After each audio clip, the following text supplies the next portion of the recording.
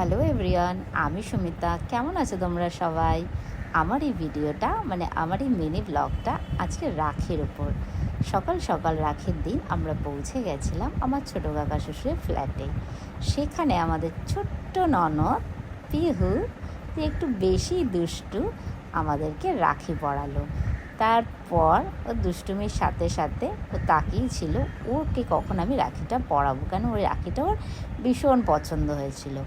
তারপর ও নিজের দাদাকে মিষ্টি খাওয়ালো, আমাকে গোটা মিষ্টিটা খাওয়াবে। আমি ওকে বললাম খাওয়াস না, অনেক মোটা হয়ে গেছি।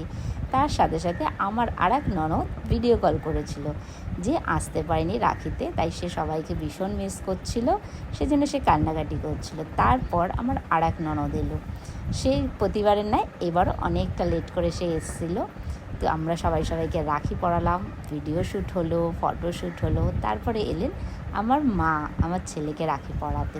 তারপর আমরা সবাই মিলে অনেক ফটো তুললাম, ভিডিও করলাম।